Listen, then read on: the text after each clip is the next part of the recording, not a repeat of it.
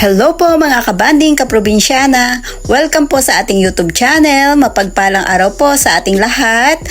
Magandang buhay! Ang akin pong ibabahagi sa inyo today ay ang tungkol po sa napagbentahan po namin sa aming mga alagang baboy. Magkano nga po ba ang aming tinubo dahil mahal po ang live weight po sa aming lugar ngayon. Masaya po kaming mag-asawa dahil mura po namin nabili yung mga biik namin noon, tapos mahal po namin mabibenta ngayon. Ang una pong timbang ay 77 kilograms, ang pinakamaliit po. At ang sumunod naman po ay 84 kilograms. Ito po yung pangalawa nating tinimbang. Ito po yung 84 kilograms.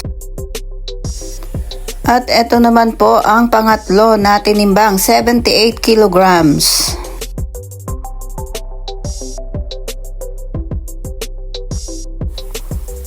At ang pang-apat naman po ay 82 kilograms ang kanyang naging timbang.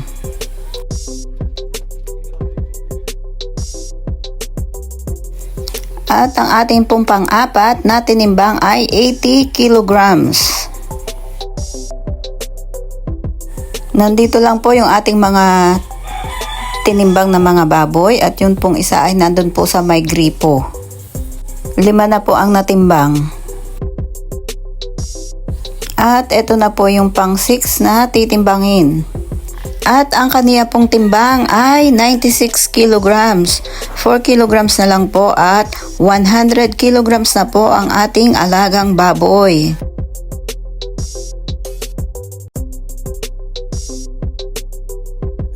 Hello po mga kabanding kaprobinsyana. Today po is April 1, 2024 at ito po ang listahan po ng ating mga tinimbang na mga baboy.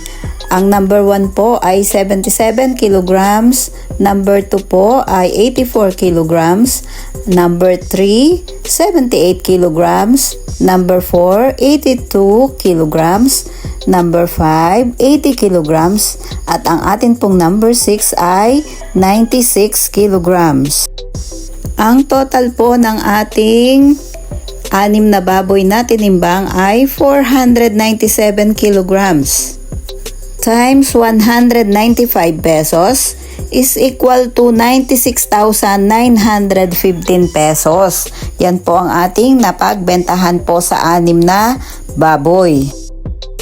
Ngayon naman po ay dumako po tayo sa ating mga expenses. Ang ating pong 8 na biik ay nabili po natin ng 23,250 pesos.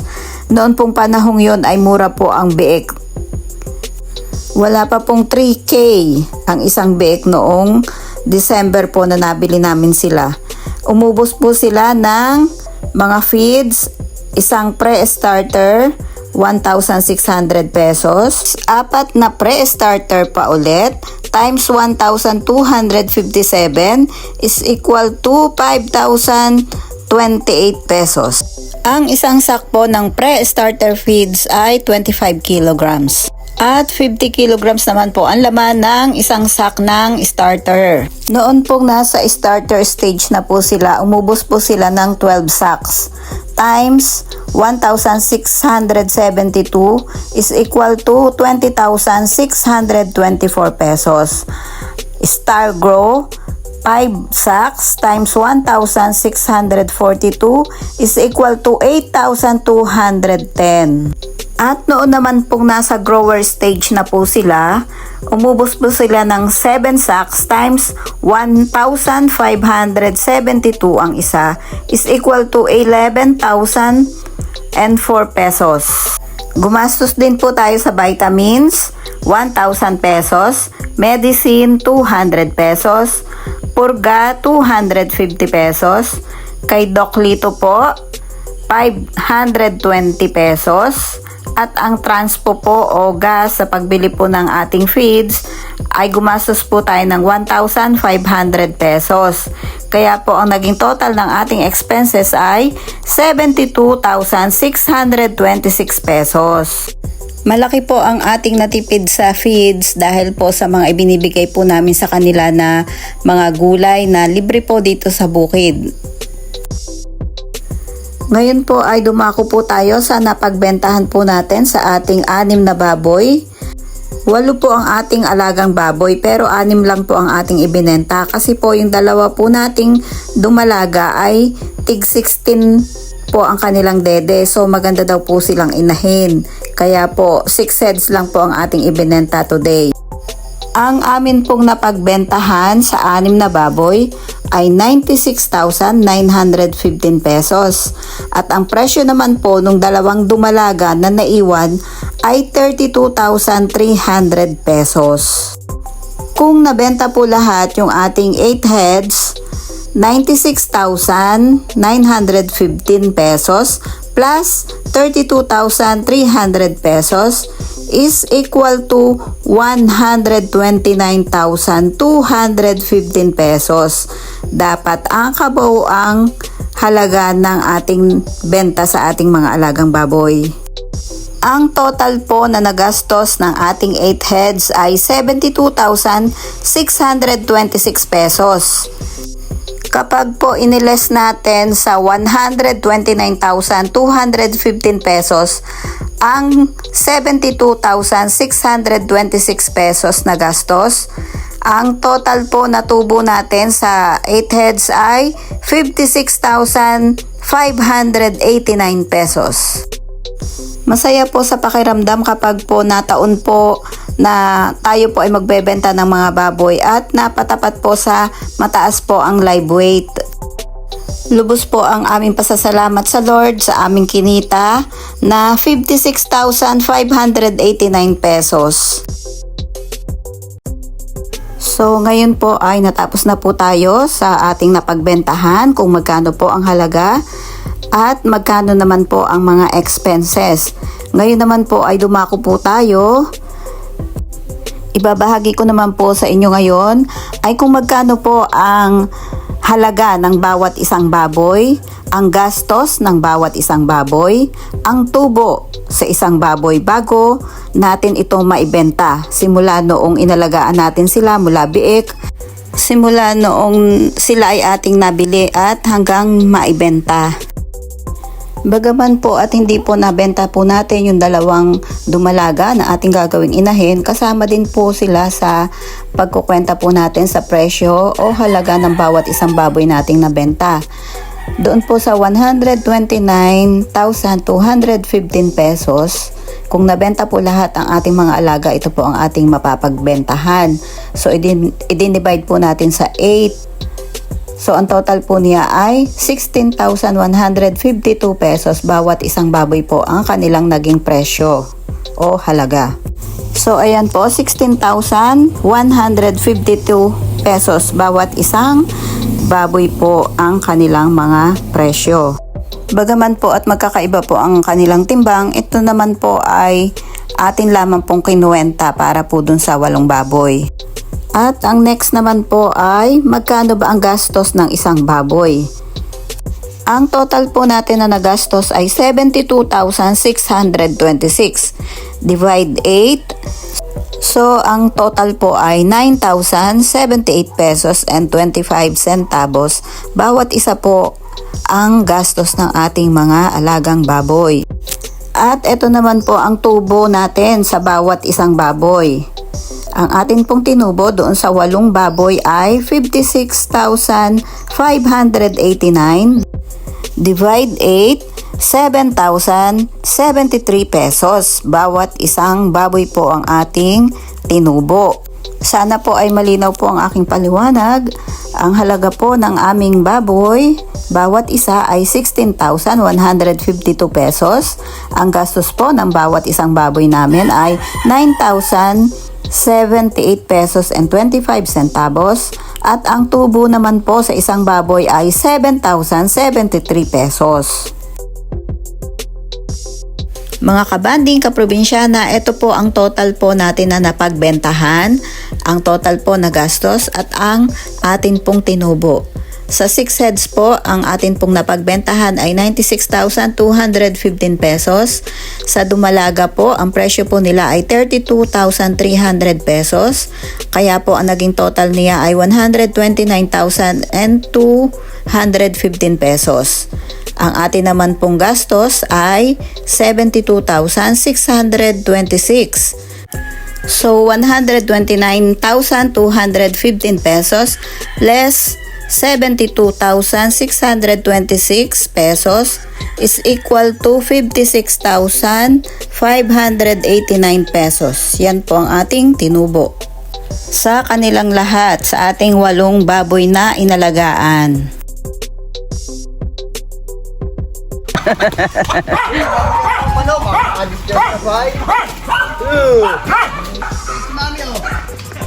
Oh, follow me. Dito.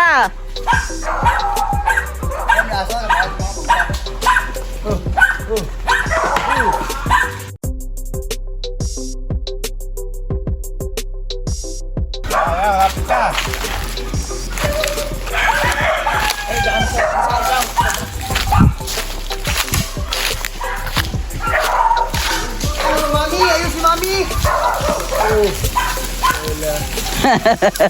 Ang babait. Dali, dito. Dito, dali. Dine. Picture ni Mami. Dali, dine. Mami, bago umalis. Ayan. Stop. Stop daw, stop. Ang babait.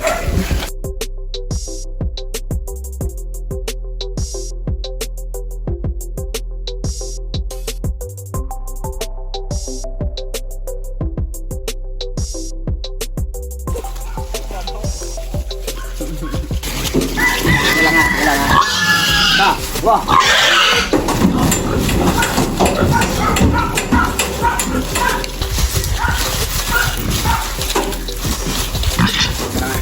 Wah.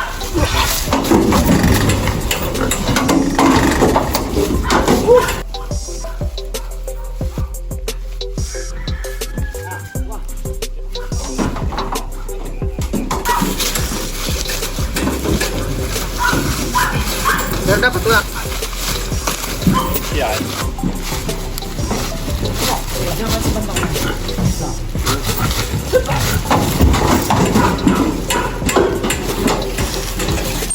Okay na.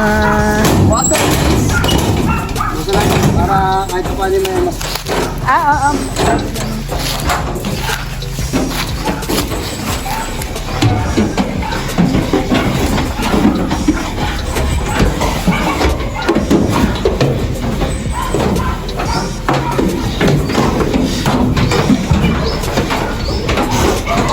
Bye. Bye. Mga gutom na kayo. Gutom na. Ano? Apa, kinakulit ako na.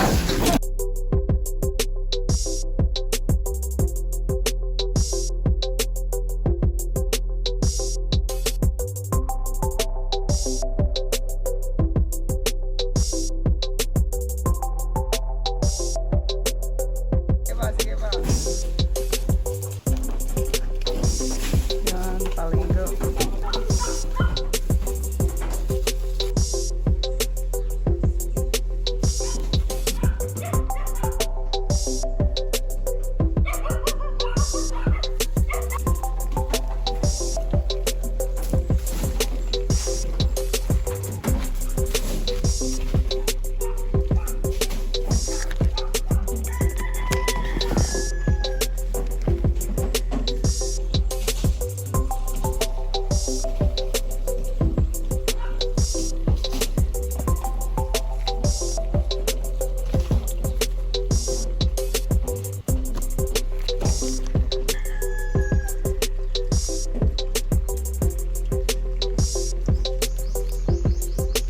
Po yan. Bilangin niyo muna isa-isa, 10 para